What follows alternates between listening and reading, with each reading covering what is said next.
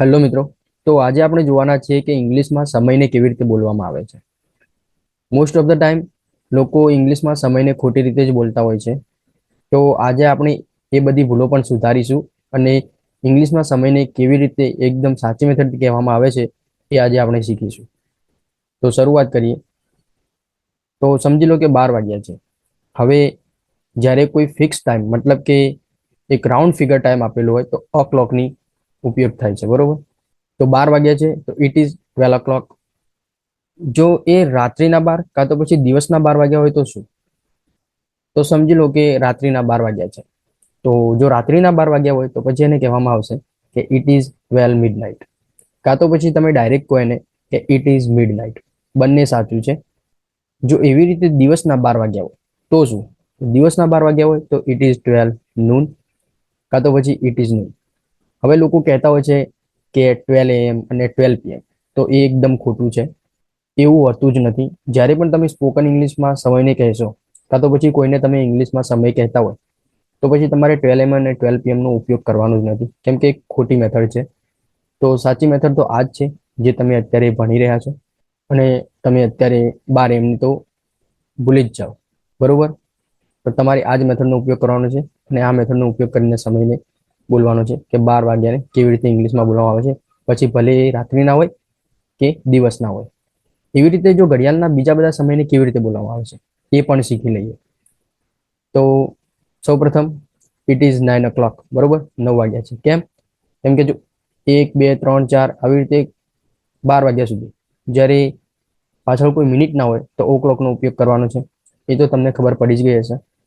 હવે 9 વાગી અને ઉપર થોડીક મિનિટ થઈ હોય તો શું? તો સમજી લો કે 9:15. હવે 15 મિનિટ એટલે તમે ઘડિયાળમાં જોશો કે 60 મિનિટ 1 કલાક થાય છે આપણો. તો 15 મિનિટ એટલે કે એનો ચોથો ભાગ થયો. હવે ચોથા ભાગ માટે આપણે ઉપયોગ કરીએ છીએ ક્વાર્ટર. તો ઇટ ઇઝ ક્વાર્ટર. હવે પાસ્ટ શા માટે?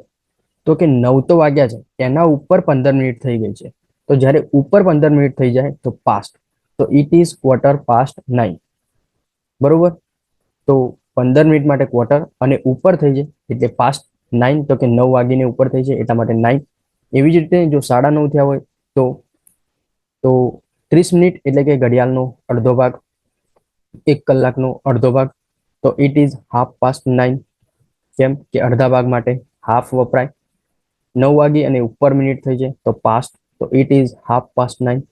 હવે હવે કંઈક નવું જ છે, એ તમારે ખાસ ધ્યાન આપવાનું છે. તો 9:45. તો તમે જોતા હશો કે અહીંયા ક્વાર્ટર લખ્યું છે, પાછળ 10 લખ્યું છે. તો આ છે શું? તો સમજો 45 મિનિટ એટલે કે 3 ભાગ, 15 ના 3 ભાગ થઈ ગયા. હવે એક ભાગ બાકી રહ્યો. એક ભાગ એટલે તો ક્વાર્ટર, ચોથો ભાગ છે એટલા માટે ક્વાર્ટર. હવે જ્યારે પણ 30 મિનિટ કરતા ઉપર 1 મિનિટ થઈ જાય, જ્યારે પણ 30 મિનિટ કરતા ઉપર 1 મિનિટ થઈ જાય ત્યારે ઇંગ્લિશમાં એવું કહેવામાં આવે છે કે હવે આટલા વાગવામાં આટલા બાકી છે. કેવી રીતે? તો સમજો કે 9:45 થઈ. તો અહીંયા શું બતાવે છે કે 10 વાગવામાં 15 મિનિટ બાકી છે. તો આપણે ઇંગ્લિશમાં પણ એને એવી જ રીતે લખવાનું છે કે ઇટ ઇઝ 15 મિનિટ બાકી છે એટલે ક્વાર્ટર, બાકી છે એના માટે થઈને 2 અને કેટલા વાગવામાં? તો કે 10 વાગવામાં એટલા માટે થઈને 10. તો ઇટ ઇઝ ક્વાર્ટર ટુ 10 એટલે કે 10 વાગવામાં 15 મિનિટ બાકી છે. આવી રીતે જ ઇંગ્લિશમાં સમયને બોલવામાં આવે છે અને આ એક 100% સાચી મેથડ છે. થોડાક બીજા સમય જોઈએ જેથી કરીને તમને કોઈ જાતની કન્ફ્યુઝન ન રહે. તો 1 અને 14 એટલે કે 14 મિનિટ ઉપર થઈ છે. હવે ઉપર થઈ હોય એટલા માટે તો પાસ્ટ આવશે. કેટલી મિનિટ છે? તો 14 એટલે કે 14. તો ઇટ ઇઝ 14 પાસ્ટ. અને કેટલા વાગીને ઉપર થઈ છે? તો 1. તો ઇટ ઇઝ 14 પાસ્ટ 1. એવી જ રીતે 8 અને 30. તો 30 માટે તો હાફ આવશે જ. તો ઇટ ઇઝ હાફ પાસ્ટ 8. હવે સમજી લો કે જ્યારે પણ 1 વાગીને એની ઉપર 1 મિનિટ પણ થઈ જાય ને તો એને લાગશે પાસ્ટ. એટલે કે જો 1 વાગ્યો અને ઉપર 1 મિનિટ થઈ હોત તો ઇટ ઇઝ 1 પાસ્ટ 1. ત્યાંથી લઈને 30 મિનિટ એટલે કે અડધો સમય, કેટલો? અડધો કલાક. ત્યાં સુધી તમારે પાસ્ટ વાપરવાનું રહેશે. એટલે કે જો 1 મિનિટથી લઈ અને 30 મિનિટ સુધી તમારે પાસ્ટ વાપરવાનું રહેશે કે આટલી મિનિટ આટલા વાગ્યા પછી જતી રહી. એટલે કે જો 29 હોત તો પછી તમારે લખવાનું હોત કે ઇટ ઇઝ 29 past 1. શું? It is 29 past 1. આગળ થોડાક સમય જોઈએ તો 6:32. જેમ કે મેં તમને પહેલા જ કહ્યું કે 31 થી લઈ અને 59 સુધી સમયને એવી રીતે બોલવામાં આવે છે કે હવે આટલા વાગવામાં આટલી મિનિટ બાકી છે. અહીંયા 6:32 થઈ છે એટલે 28 મિનિટ બાકી રહે. કેટલા વાગવામાં? તો કે 7 વાગવામાં 28 મિનિટ બાકી રહે.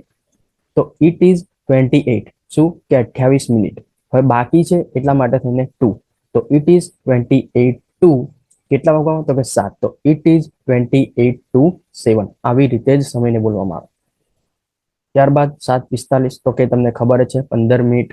તો 15 મિનિટ બાકી છે બરોબર. તો ક્વાર્ટર બાકી છે એટલા માટે 2. તો ઇટ ઇઝ quarter to કેટલા વાગવામાં? તો કે 8 એટલા માટે થઈને 8. તો ઇટ ઇઝ quarter to 8. તો મિત્રો આ એક 100% સાચી મેથડ છે. આવી રીતે જ ઇંગ્લિશમાં સમયને કહેવામાં આવે છે. કોઈ જાતનું 12 AM કે 12 PM તો ઇંગ્લિશમાં હોતું જ નથી અને બીજા બધા સમયોને પણ આવી રીતે જ બોલવામાં આવે છે. તો બસ હવે તમારે પ્રેક્ટિસ કરવાની છે ઇંગ્લિશમાં સમયને કેવી રીતે બોલવું.